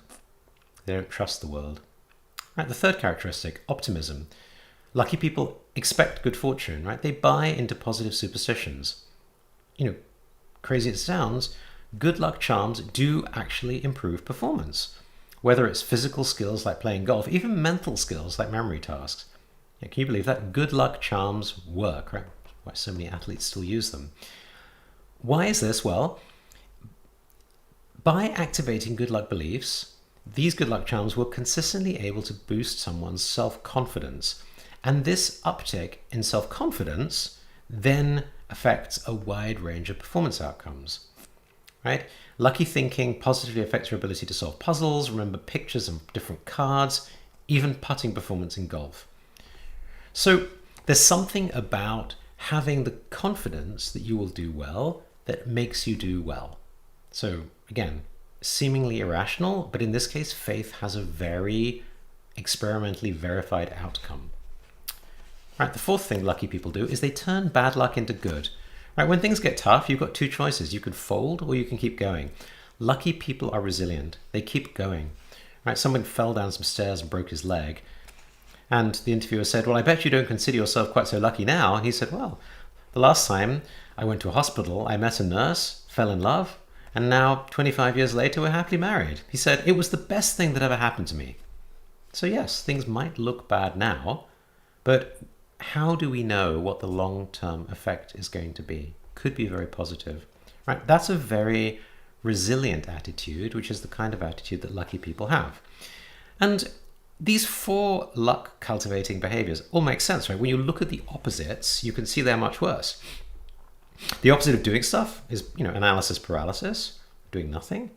The opposite of trusting your intuition is demanding rational proof of why your intuition is right, which is usually impossible to get. The opposite of expecting good fortune is to expect the worst, so you actually lose confidence and don't bring your best. And the opposite of turning bad luck into good is not seeing an upside or opportunity, right? Just seeing darkness and problems everywhere you go. And so you could actually say these luck-enhancing practices are forms of rational faith, right? Because they're all based on faith. They're all irrational in that sense, and yet they all work. So we have to admit they are evidence-based, and therefore they're rational. And I should also say they're all consistent with inspiring you to do your Buddhist practice, right? They're like the dog's tooth. I mean, doing stuff is very much the paramita of diligence, right? Cultivating the habit of enthusiastic application to your practice. If you're not sure, always do your practice rather than don't do it. Optimism, yeah? Trust in your cognizance, trust in the path, trust that the practice will work, trust that your defilements are removable.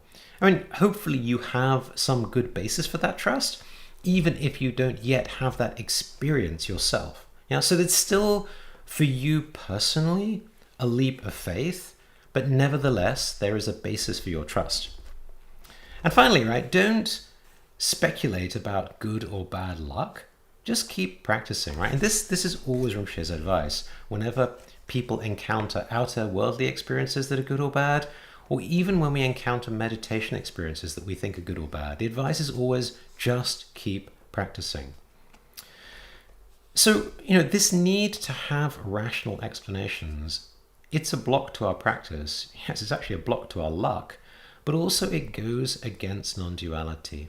All right, so if we find ourselves getting caught in this kind of rationality, it's a sign that we need to spend more time on the view. Luck practices, they make sense because there really is no ultimate good or ultimate bad, right? So I just want to talk a little bit about this, right? We can't explain ultimate consequences. So there's a famous verse 42 of chapter 6 in Chandrakirti's Madhyamakavatara. He says, while evil acts are seen to be the source of baneful fruits, and while good results are seen to come from virtuous deeds, the wise, for whom there is no good or ill, are free, and we are warned against investigation of the karmic process. Yeah?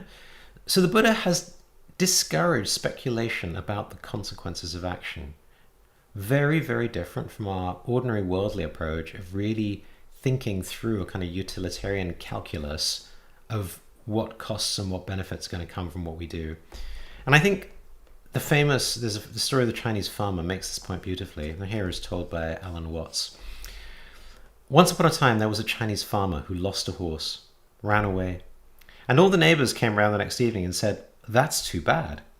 And he said, maybe. The next day, the horse came back and brought 7 wild horses with it. And all the neighbors came round and said, why, that's great, isn't it? And he said, maybe.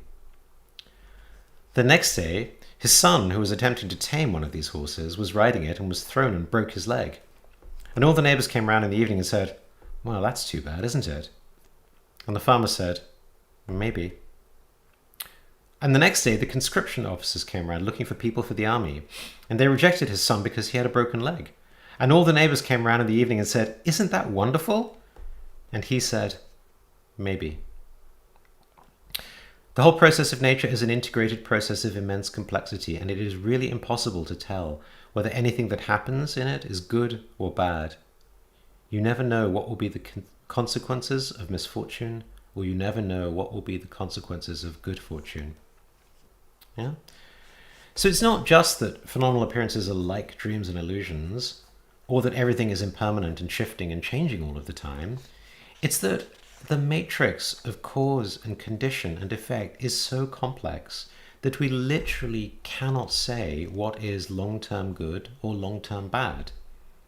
Yeah, as Rinpoche says, only the Buddha himself, only Manjushri himself, understands the consequences of karma. For the rest of us, we're just speculating. We really don't know. I mean, there's an example I always like using, which is the story of oxygen on planet Earth. It's fairly obvious right now that oxygen's pretty good because it supports almost all life on Earth, with the exception of a few very odd organisms like anaerobic bacteria living in the deep oceans. But about, 2.5 billion years ago, before the Great Oxidation event, the Earth's atmosphere and shallow oceans didn't have oxygen. This was in the Paleo-Proterozoic era, when the day was only 20 days long, right, or 450 days a year, even on Earth.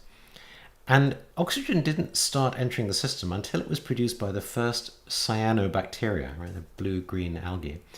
And for them was a waste product, right? Oxygen was a waste of their cycle of nutrition, basically transformed the planet. Now, should we say that is good, or should we say that is bad? I mean, obviously it's bad for almost all the other life on Earth at that time, which was almost entirely anaerobic. But it's obviously good for humans and almost all life on Earth today. So how should we say what is good or bad? Right. And likewise, when we talk about environmental sustainability, I mean, it seems self-evident we should try and protect the planet, but which planet should we be protecting? Should we have sustained the planet of 2.5 billion years ago? Today's planet? Something in between? Why? Right? In the same way, the teachings strongly advise us not to try and inquire about ultimate origins, which also cannot be found, right? So this is from a famous sutra called the Kula Malunkyovada Sutta. I'll just read a translation from Thanissaro Bhikkhu. It's just as if a man were wounded with an arrow, thickly smeared with poison. His friends and companions, kinsmen and relatives would provide him with a surgeon, and the man would say, I won't have this arrow removed until I know whether the man who wounded me was a noble warrior, a Brahman, a merchant, or a worker.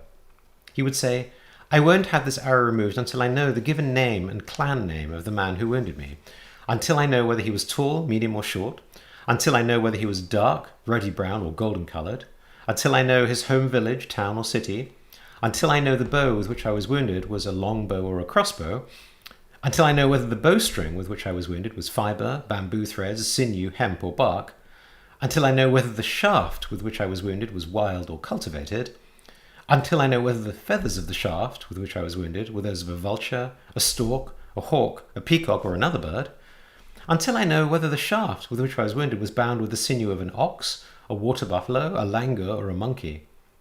He would say, I won't have this arrow removed until I know whether the shaft with which I was wounded was that of a common arrow, a curved arrow, a barbed, a carved-toothed, or an oleander arrow. The man would die, and those things would remain unknown to him. In the same way, if anyone were to say, I won't live the holy life under the Blessed One, as long as he does not declare to me that the cosmos is eternal, or that after death a Tathagata neither exists nor does not exist, the man would die, and those things would still remain undeclared by the Tathagata. And why are they undeclared by me? Because they are not connected with the goal. They are not fundamental to the holy life. They do not lead to disenchantment, dispassion, cessation, calming, direct knowledge, self-awakening, unbinding. That's why they are undeclared by me. Yeah, it's really important teaching, right, for those of us who want answers to everything. And, speaking as a scientist, I should just note that there's a lot we have no idea about the universe, right?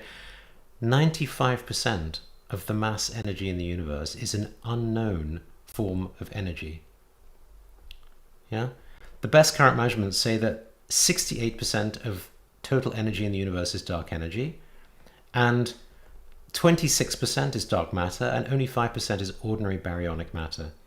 Right? So if the world's leading scientists tell us that 95% of the universe is literally beyond our understanding, maybe we should be a little more humble in assuming that science and rationality have all the answers. Yeah, so just this notion of we don't know ultimate beginnings, we don't know ultimate ends, like the Chinese farmer. And Nagarjuna himself in the Madhyamaka Karika said there is no ultimate beginning, there is no ultimate end, there is no ultimate explanation. Complete rationality is not possible. Complete control is not possible. Yeah, so ultimately, there's going to be a leap of faith in anything that we do. I was reminded there's a joke about the French engineer who's looking at this beautiful bridge and he says, this bridge works in practice, but does it work in theory? I think we can waste a lot of time looking for explanations when we could be practicing. So what then about secular Buddhism? Right? So let's start by reminding ourselves of non-duality, right? Unfortunately, many people's practice is dualistic. It's either too religious or too secular. Both need to be shrugged off. But actually for beginners, Rinpoche would say faith is much better than dry secularism. Right, so let me just read an extract from Stephen Batchelor. He says, I cannot understand how after physical death there can be any continuity of any personal consciousness or self, propelled by unrelenting force of acts or karma committed in this or previous lives. For many, or perhaps most of my co-religionists, this admission might lead them to ask, why then, if you don't believe such things, do you still call yourself a Buddhist? So here he's making the point, any of these so-called religious beliefs should be removed because they get in the way of Buddhism. So maybe here just a couple of reflections, right? So first, in terms of two truths, right? In ultimate truth, remind ourselves, all relative truths are like a dream, like an illusion. It's all a story, right? Like the Ma'en people in the photograph. All teachings are about offering something that is skillful and helpful, like a teddy bear. Truth is not the criterion when it comes to practice, not least because all of relative truth is illusory and therefore false, right? Remember the dog's tooth. As Jigme Lingpa said, as soon as we talk, it's all contradiction. As soon as we think, it's all confusion. So ultimately, we cannot say anything about whether or not there is such a thing as rebirth, because in the ultimate truth, all of these things are dreams and illusions, whether it's rebirth or no rebirth, science or no science. Okay, what about relative truth? Well, we can talk about scientific truth and we can talk about the path. So let's just spend a moment on science. The truth is we have no evidence, right? Philosophers of mind and cognitive neuroscientists don't understand how consciousness works. We don't know if it is something materialistic and reductionistic, or whether there is some basic constituent element to the universe like matter and energy. So the intellectually honest answer is, I don't know. Yeah, we've already seen that all Buddhists don't believe in explanations of ultimate origins or consequences. All explanations are local and partial. It seems that Batchelor seems unwilling to accept this. And science has a remarkable way of surprising people who think they know everything. Right? In the mid-1890s, physicists were looking ahead to the 20th century with great pride. The more they'd studied the universe in the 19th century, the more orderly they'd found it to be. The more it was predictable through natural laws they expressed in precise language of mathematics. Yes, there were still a few questions to be ironed out, but most physicists were confident the 20th century would be devoted to refining theories and just making some critical measurements needed to complete the tapestry of their science. They could not have been more wrong. Instead of tying up a few loose ends, physicists pulled on a few snags and watched the entire theoretical fabric of physics unravel. It would take most of the next century to reweave it. I should add, it's still not finished, right? We still have no way of resolving quantum theory and gravity, relativity. Right? The process has redefined almost everything we thought we understood about matter, energy, space, time, waves, and particles. And yet, even 30 years later, right, even after the beginnings of quantum physics, after all of Einstein's great work, the Nobel Prize winner, Max Born, said in the 1920s, he said, physics as we know it will be over in 6 months. Right, this was shortly after Paul Dirac had discovered the Dirac equation, which explains the electron. So, I think we have, unfortunately, this tendency to intellectual arrogance, this idea that we know everything, we're right at the end, that mankind has somehow reached the pinnacle of understanding and evolution. I really don't have much to say except, wow, I really just wish we could all become a little more humble. And to be honest, I don't even think you can frame the question of rebirth as a scientific question, because I don't see how you can make it testable or falsifiable. So, if Batchelor were to say, I don't believe, which he did in his early books, that's fine, right? And that's just a question of emotional habits. It's not about a search for truth. But given that Buddhism is about transcending all views, then doubling down on a wrong view isn't really helpful. Because all our attachments, our emotional reactions, including any views that we like or don't like, our attachments to views, that just says something about our own psychological makeup. Reality itself is non-dual. Right? The nature of mind is non-dual cognizance. All the rest is just dirt on the window. As a Buddhist, our aim is to clean the dirt. It's not arguing about the color of the dirt. But more importantly, perhaps, the other aspect of relative truth is that relative truth is the skillful means. It's the way we can practice and lead ourselves and other beings to the truth. There are many people who believe in rebirth and next lives. Now, you may not share that belief, but the truth is there's no scientific evidence either way. No, I think it's a fair point. Rationalists can reasonably say that people who believe have the burden of producing some proof, which is, Bertrand Russell's point about the teapot in orbit around the sun, and I don't disagree with that. But I think more importantly, as Mahayana Buddhists, we follow Chandrakirti and we accept ordinary people's conventional truth, right? We're not trying to persuade people to change their relative truth. It's a waste of our time. It's not even the job of Buddhism.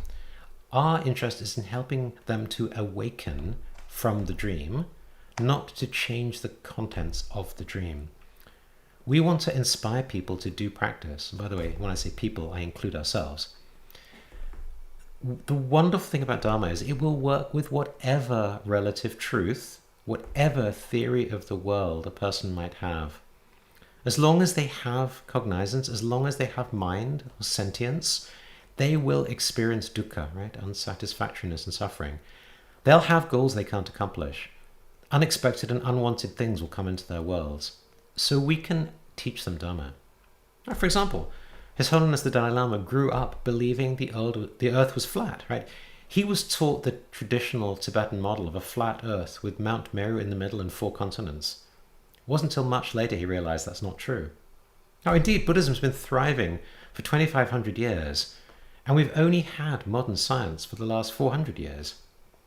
Buddhism's been working perfectly well for 2,100 years without science. Right? There's even, I would say, quite a few reasons to believe that more science is resulting in less beginner's mind. It's actually getting in the way for a lot of people. We have more technology, we have more control of the world, but I think we have less wisdom, less compassion, less mindfulness. So, I think if we were to follow Stephen Batchelor in insisting on contemporary science and rationality, we're rejecting skillful means for people who want to be helped and could be helped. People who want to remove the arrow rather than get in scholastic debates about where did this arrow come from. It's completely missing the point of why we have 84,000 different paths. So it's a very profound way that, he's lacking compassion as a Buddhist, right? Not to mention he's solving the wrong problem. So Rinpoche mentioned in his book, Poison is Medicine, he said, if your main reason for learning how to meditate is to help you de-stress, why not download a mindfulness app? Ask yourself, what do I want to achieve through spiritual practice? Is it to lead a healthy, wholesome life? To love my neighbor, help humanity, and heal the environment? As a so-called secular Buddhist, Stephen Batchelor writes, rather than attaining a final nirvana, I see the aim of Buddhist practice to be the moment-to-moment flourishing of human life within the ethical framework of the Eightfold Path here on earth. Which is fine, right? But that is psychology, right? That's not Dharma. The goal is flourishing. It's not liberation or awakening. There's nothing here about non-duality, shunyata, the three marks. Indeed, it's a reification of this life and this self. It's returning to a dualistic Abrahamic model of ethics. It's the control freak that we talked about in week 2. It's trying to fix samsara, even though it's unfixable. Now again, of course, Stephen Batchelor is free to follow his own path. But I think as he raises the question himself, I don't know why he would want to call it Buddhism. Unless perhaps to appropriate 2,500 years of teachings and lineage and wisdom. Rinpoche concluded, does this resonate with you? If your goal is to live a wholesome life, then please consider the meditation app option. It may be just what you're looking for. You might also add regular exercise, a healthy diet, and perhaps a little gardening to your regime. I'll give the last word to Bhikkhu Bodhi. Just again, the principle of self-transformation alone is blind, leading at best to an ennobled personality, but not to a liberated one. Now, out of respect to Stephen Batchelor, I want to say that I do find him to be a sincere and educated, thoughtful, compassionate, and wise person. I haven't had the opportunity to discuss what I've just said with him, or given him a chance to respond, and I hope to rectify that. So just in closing, I want to just go through a couple of questions and answers. I mean, there's so many in all of the teachings Rinpoche gave over these 2 years, but just a couple I think that could be helpful as we think about practice. So one student asked, is it cowardly to wish for rebirth in the Amitabha realm? And Rinpoche said, no, not at all. It's actually the most courageous. You should do this. And he said, I think this is a question coming from China. You should visit the main temple of the Pure Land School, where there's a really beautiful statue of Amitabha Buddha. And to make it even greater, why don't you wish to be reborn in the Amitabha realm so that you will enlighten all sentient beings, or that so you will awaken all sentient beings to the truth? He said, I told you, it's like alchemy. Yeah, and just notice how much Rinpoche is focused on encouraging and inspiring people to practice, to follow the path, trusting that the path will dissolve all defilements as long as we practice, right? The most important thing is encouragement and inspiration to keep practicing. And Rinpoche doesn't even fear seemingly religious practices as long as you keep going on the Dharma path. Yeah? Whereas I think Batchelor's anti-religion is an extreme view, very different. Okay, another question. Chinese young people work 996, which means 9 a.m. to 9 p.m., 6 days a week. They're so busy, so tired. When they get back home, they just lie down and watch some movies. They only have about 5 or 10 minutes for practice. They don't have a calm mind for hearing, let alone contemplation or meditation. And so Rinpoche said, well, first on hearing. When we talk about hearing, we're still stuck with the idea that hearing means going from the first to the last page. We have that tradition, which has its merits, yes. But nowhere in the Buddhist skillful means is this emphasized. I mean, if you have time, of course you can do it. But instead, what's meant by hearing is that you could be having a cup of tea or a conversation about the Dharma. You could be being critical towards the Dharma. You could be in a bar or restaurant, having a coffee, talking about the Dharma. Many people think hearing is only qualified as hearing about the Dharma from a master, and you're sitting there and listening. That's not the case. Even reading a few sentences in a book should be considered hearing. Having conversation about the Dharma with friends in a bar or restaurant, even watching a movie. There are many movies that can make you think about reality. And likewise, when it comes to time to practice, we tend to think about Buddhists as renouncing the world, going off to a temple, going off to the mountains. But let's imagine you wanted to build a temple. Why, instead of building a temple, why not build a workplace? Build a coffee shop. Maybe have a picture of the Buddha, some Buddhist sutras and Buddhist texts, and spend the whole day drinking coffee and tea and talking about life. And as long as the conversation has something to do with anicca, dukkha, anatta, impermanence, unsatisfactoriness, non-self, even if you don't use Buddhist jargon, it's fine. Okay, another one. A question about, humility and confidence, about offering a flower or going on a pilgrimage to Bodh Gaya. And Rinpoche said, a path requires two things, right? One is some sort of humility, wanting to progress more and do better and perfect the path. The other is also having some sort of confidence or faith that what you're doing is the right thing. Yeah, and this faith that this is going to lead me to the right direction. You need both. And they're almost contradictory, humility and confidence. And on the path that does not have many references, you will suffer with not knowing if you're practicing correctly. There is no assurance. It's very difficult to trust. So the best, I would say, is having both. Both the path that involves a lot of effort and a lot of references, and also try the effortless path. So we talked about this last week with the donkey and the horse. Yeah, and I would say this is so common for Rinpoche. In so many of the questions he gets, very often his answer will be, keep practicing, right? You're doing it right. You just need to have more confidence.